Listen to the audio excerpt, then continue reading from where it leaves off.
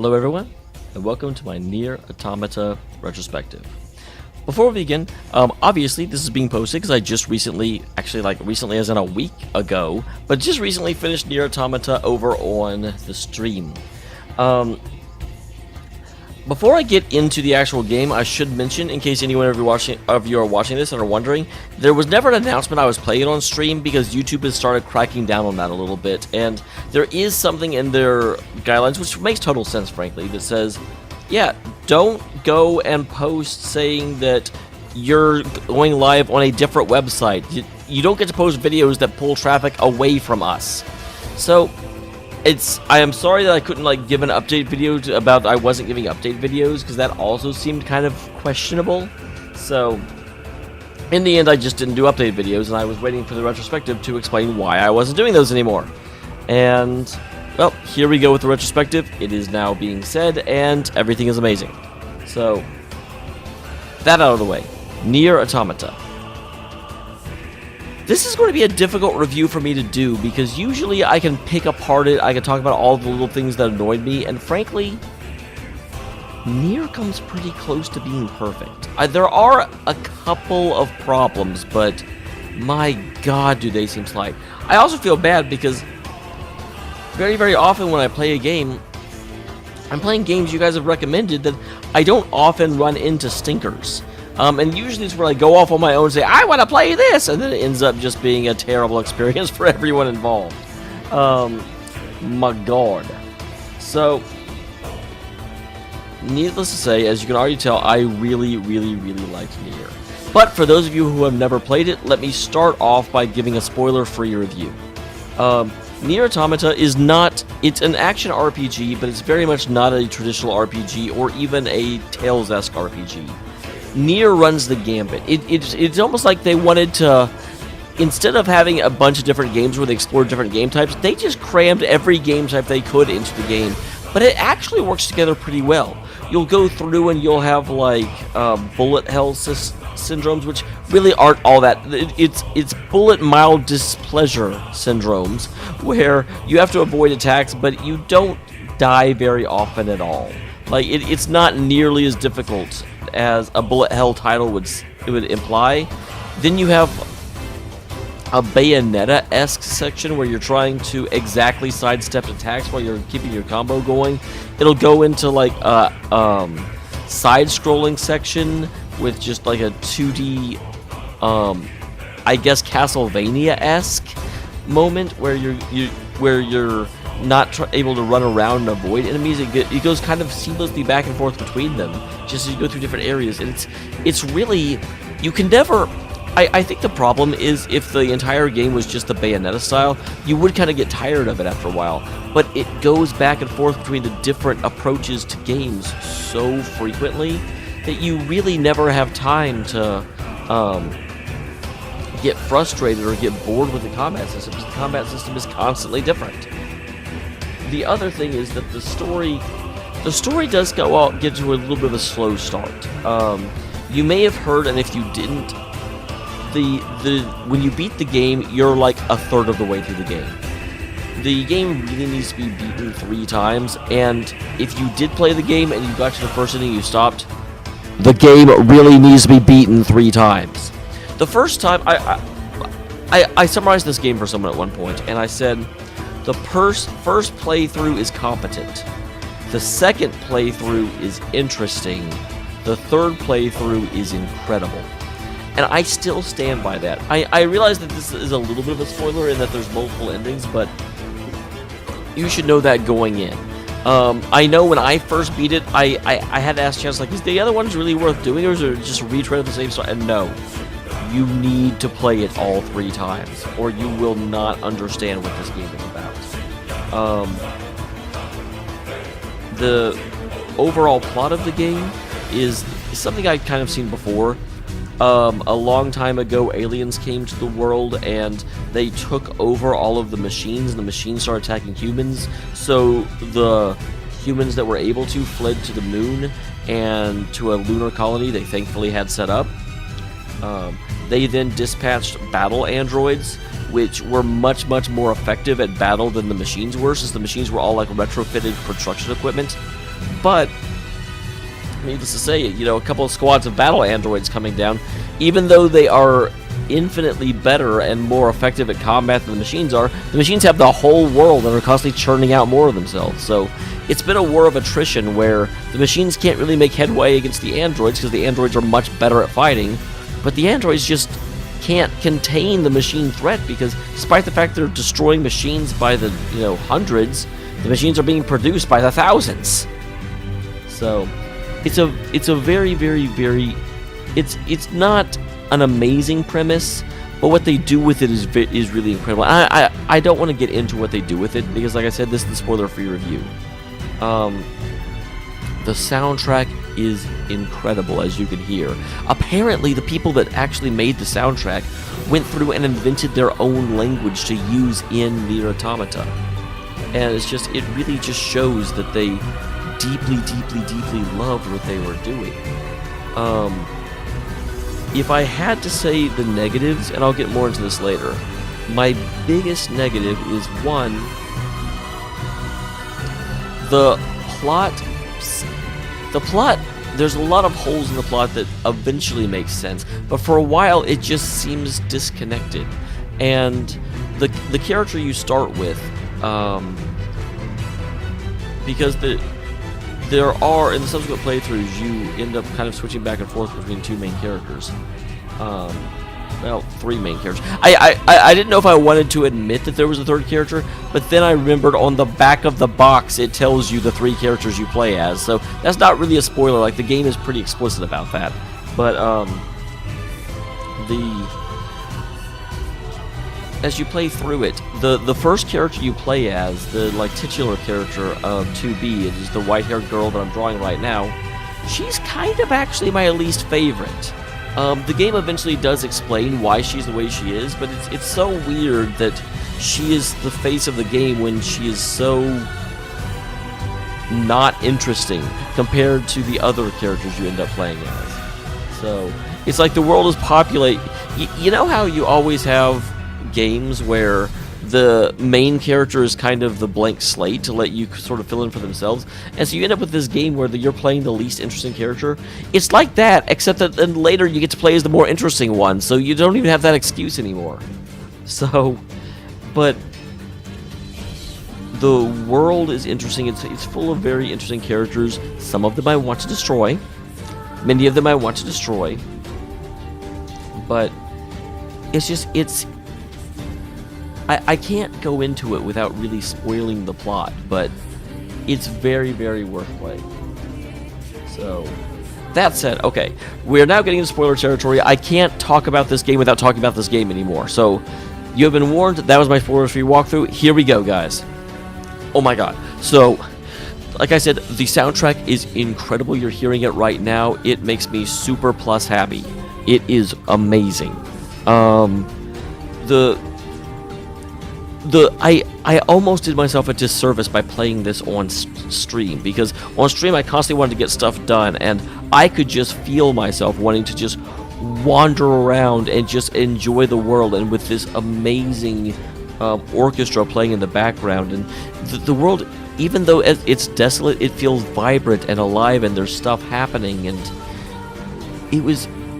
I usually hate open world games, but this one was just a joy to travel around.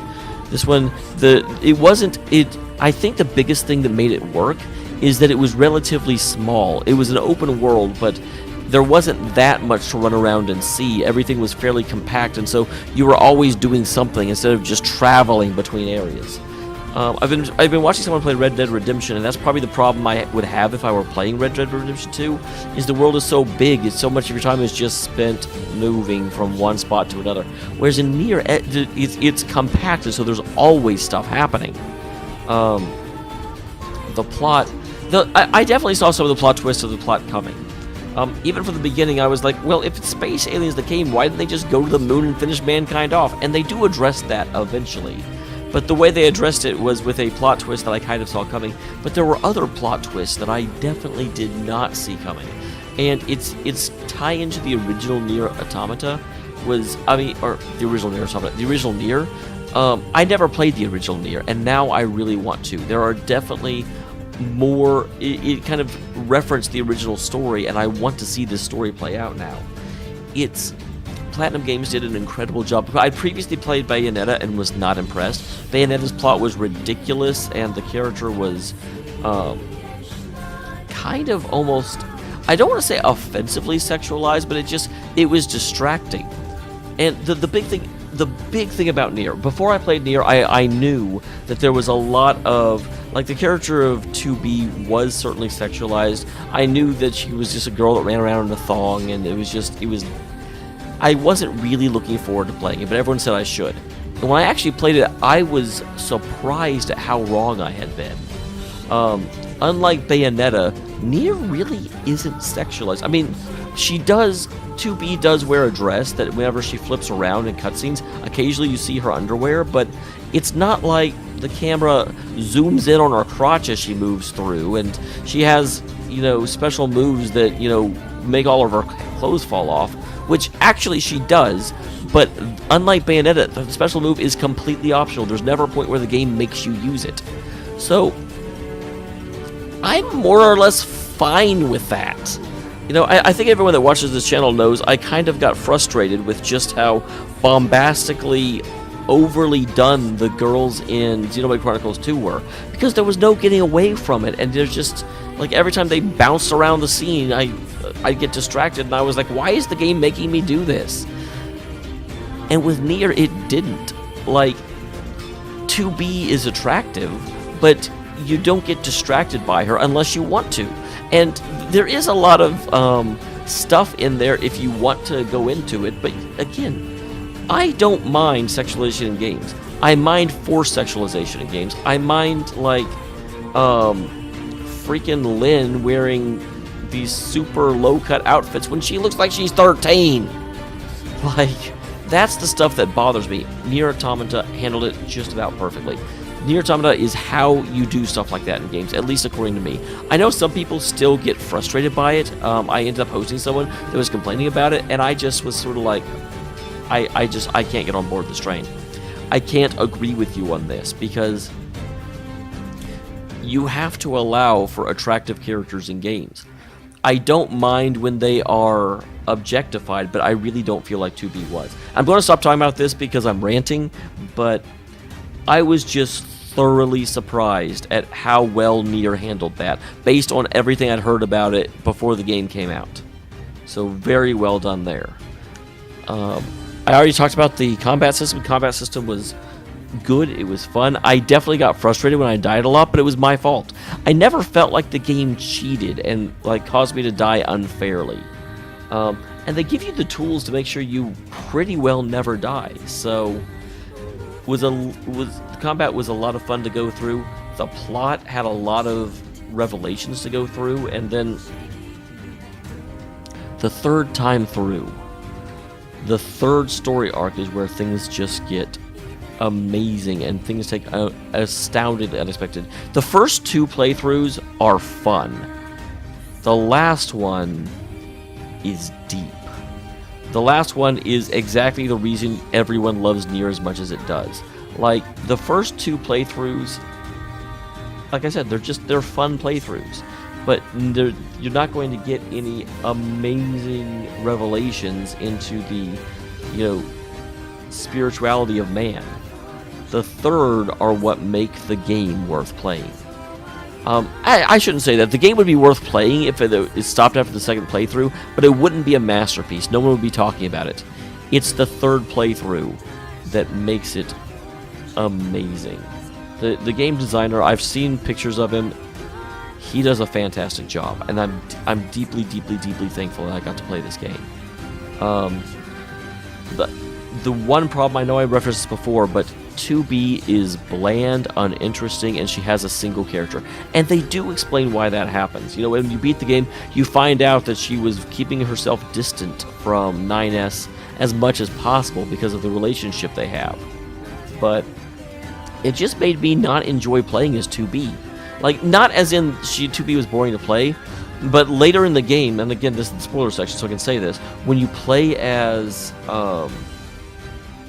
A2, A2 plays very similar to 2B, but I just really enjoyed playing as her more because she had a more emotional range. She had more of an emotional range. Her story was a lot more interesting. 2B doesn't really even have a story. She's a Yorha model unit, and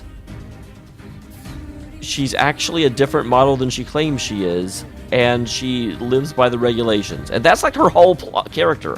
9S has a very interesting character. 9S has a irrepressible curiosity and is constantly finding out more than he should, and is really the... Like, even when I played 2B's story, the people who were in the channel, and I agreed with them, they were like, this is really 9S's story, you're just playing as 2B. And it kind of reminded me of, in Xenoblade Chronicles X, how you make a character, but you're really playing as someone else's story. You know, you're just there to move the action along. I guess it's sort of like Diablo like that, too. The Diablo games are never about your character. They're always about everyone else. And that's the way it felt when I was playing as 2B. She just... I won't say she was unlikable, she was uninteresting. And I saw that she's going into Soul Calibur soon. But I don't know why, because I'm like, why is 2B so beloved when she's so boring? And yeah, it's like, well, because guys are perverts, and 2B is the, you know, one that looks the most ooh la la. And that's probably some of it, but it still surprises me that I never heard about any of the other characters, even though both 9S and A2 have incredible stories. And really, really, really evolved. 9S goes through one of the most severe character development phases I've ever seen. Like, it's painful to watch, but it's painful because it's well done. I've always said, if you're ever reading a book and you get angry at some of the characters, it's the book is really well. You never care about poorly written characters because they never make you care. When you get mad, it means the book is well written and it's actually touching you with an emotive response. So... very, very happy with NieR Automata. And honestly, I mean, that's the thing, because normally here I go through, and this could have been done better, and this could be done better. No. Like, the only complaint I have is that 2B was relatively uninteresting, and even that's barely a complaint, because it was a plot point.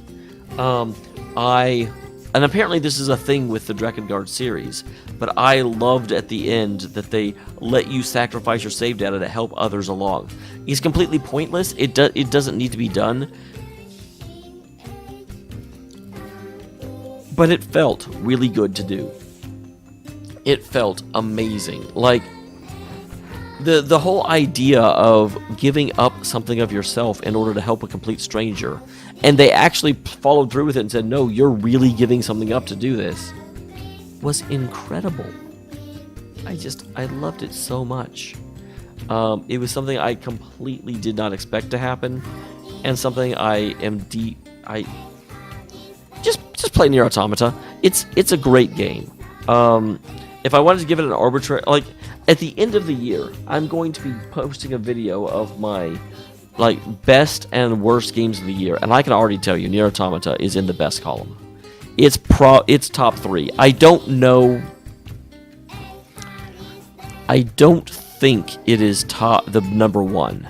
I do think Persona 5 probably has it beat, but it could be number 2. Like, I'm not willing to say if it is number 2 or not, because number 2 is currently probably held by Yakuza 0, which was also amazing.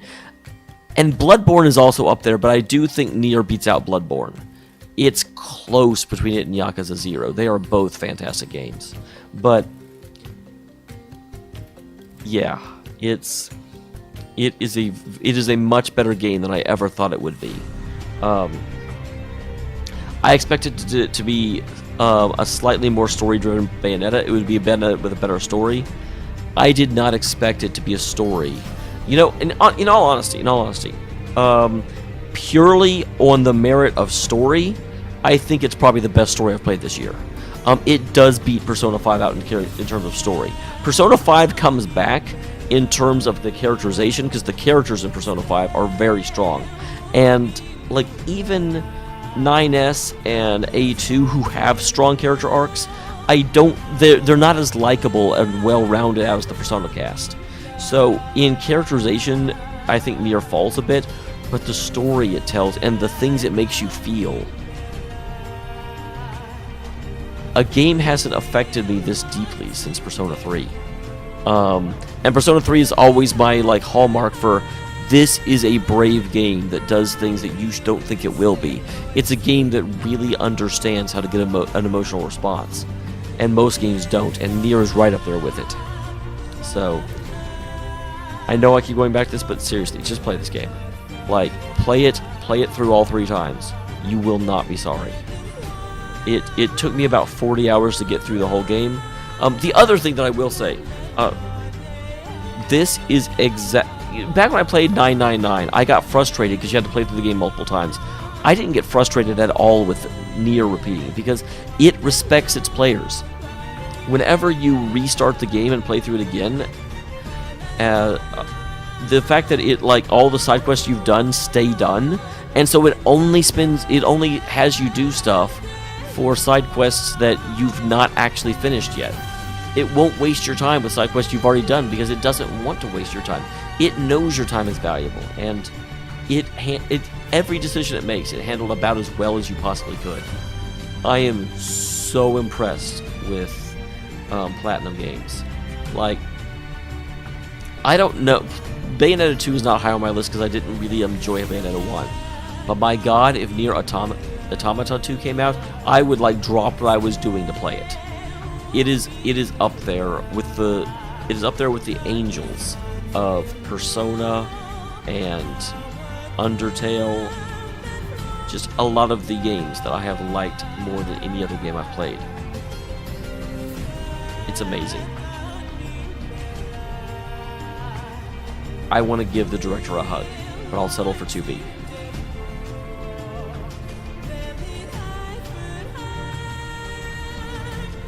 Wait, I'm not done yet. The other thing I wanted to say, I forgot as soon as I turned the recording off, but the thing that I like the most, and I use the term like loosely here, they do such a good job.